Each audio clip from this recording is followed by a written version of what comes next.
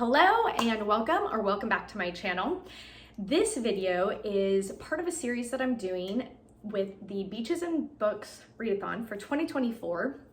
In previous videos, I explained what the Readathon is and my kind of contribution into jumping into this of my version with middle grade books. And I will link to the ladies who are actually hosting this Readathon in the description below so you can see who they are and check out their videos. So in this video, I'm going to talk about the book that I read for the prompt, a book about friends or family.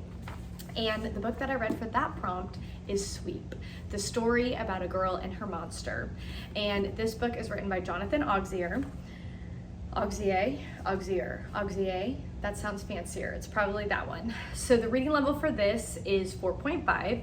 And as a reminder, I'm going to use the accelerated reader leveling because that's what I'm most familiar with.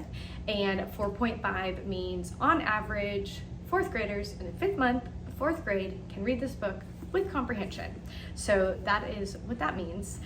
And this book, so they say that it's fantasy, but I think that it's a little bit of historical fiction in that it's not all fantasy. Like, you're not in this made up world, you're in a real world in Victorian London and dealing with real events and real people, but you have these magical elements. So I think that it's a little bit of historical fiction mixed with magic that make it fantasy. So I'm gonna, like before, read the synopsis that I wrote and then read a couple passages from the book and give some final thoughts. So this is a story about a young orphan, Nan Sparrow, who is intelligent and brave and works as a chimney sweep in Victorian England, which is what I mentioned earlier. After a series of very unfortunate events, she finds herself on the run from her draconian master, Willie Crud. But she soon discovers that she is not alone. Indeed, she has a protector, a mysterious creature that is made of soot and ash. So this story follows the friendship, adventures, and sacrifices of a girl and her monster, as it says on the cover. There are many other characters in this book that bring the book to life, that bring depth to our two main characters, and bring depth to the gravity of the whole situation. The characters are just brilliant in this story. They also bring some suspense, and some of them even bring some levity to an otherwise really heavy book. So this story includes themes of historical realities, especially surrounding child labor, chimney sweeps, and class differences. But it also addresses modern day issues like anti-Semitism and friendships that cross social boundaries, as well as just the hope that really bad laws can be changed when there's awareness to situations and when people work together. One of my favorite parts of this book that I think really adds a lot of depth to it is this idea of both protecting and preparing. And so one of the characters who is referred to throughout the whole book, he is the Sweep, which is who the book is named after. And you see that he is Nan's caregiver prior to when the book takes place. And you see over and over again how he was always protecting her from what he could of the meanness and ugliness of this world, but while he was also preparing her to handle it on her own when he knew that there was going to be a time where he could no longer protect her. And then you see that Nan finds herself as a caregiver at some point, and those things that she learned from him, those skills to both protect and prepare, you see how she lives those out. And I think that idea of protecting and preparing is one of the most important themes in the book and one of the most profound themes in the book. So some other themes in the book are the idea of dreams and remembering. Dreams come up a lot in the book, and through these dreams she remembers, and Nan remembers the past, and it almost gives her a strength and fortitude to move forward. I'm going to read a short part of one of the dreams in a little bit, but also some of the other characters can sense the dreams too and what it does to them. Loyalty and friendship, love, coming of age, and just that idea of generational patterns that we transfer the character that we possess our perspectives, our values, our priorities, we transfer those to the next generation, and then they live them out. And we see that in this book in both the positive and the negative. But sacrifice is a main theme in this book too. And that's actually the first quote I'm going to read, and it's going to speak to that sacrifice in a phrase that we hear throughout the book. So this is a conversation between Nan and her good friend. Well, you can decide if they're good friends, but Nan and Toby. Nan is going to speak first in this little section. "Why wouldn't he want you to tell?" she asked. "Why keep it a secret from me?" "I'm sure it was not about you." He gave a tight smile. "I think he was trying to save me." "By giving you the bag?" "No, dummy," Toby said. "By giving me a purpose. From that moment on, I had to stay alive, no matter how bad things got. Because if I died, then there would be no one to keep an eye out for Nan Sparrow."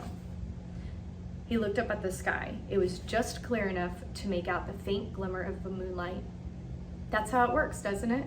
We are saved by saving others. And that quote, "we are saved by saving others," runs through the whole book, and that theme and that quote. So another, and again, these are going to be some degree of spoiler alert, so if you're a person who's like, I don't want to know anything more, then you don't want to listen to the rest of these quotes. But again, I think that you can really, by some of these quotes, you can hear the beauty of the language, the tone, and the type of word choice that this author uses, and really get a good feel of what to expect. I'm not going to read anything that's terribly spoiler alert, but if you're someone who wants to know nothing, you probably don't want to listen to these. So this next part, Nan is with her monster, also known as a golem, and his name is Charlie. So this is an interaction between the two of them. Nan looked up from her boots. "No, that's fairy," she said. She had been reading him a book called The Water Babies, which Miss Bloom had given them. It was about a little climbing boy who fell down a chimney and landed in a magical underwater world full of fairies. Charlie loved it, and he had Nan read it a second time. That is the sign you really love a book. So I love that, and I love that quote because I wanted you to see a little bit of the levity that the author brings into the book and certain scenes, and I think that was a really good one. And I love that. It's the sign that you really love a book is you read it twice, and I think we can all resonate. So the last part I'm going to read, and I think this one gives the deepest feel of the tone of the book and just the beauty and the brilliance of this book. So this is a real exchange that they had, but now Nan is dreaming and remembering this exchange that she had. And this is going to be an example of when this dream gave her strength to do what she needs to do next. So in the dream, the sweep sat up. Strands of hay stuck to his hair. "Who says I'm never afraid? Of course I'm afraid. You can't have courage without fear any more than you can have a ray of light without shadows." He sounded much more awake now. "Some things are frightening, and only a fool wouldn't be frightened of them." He scratched the back of his head. The girl wondered if he was thinking about the charity men too. Courage is feeling fear and facing it head on. The girl swallowed. She wanted to be brave. She really did.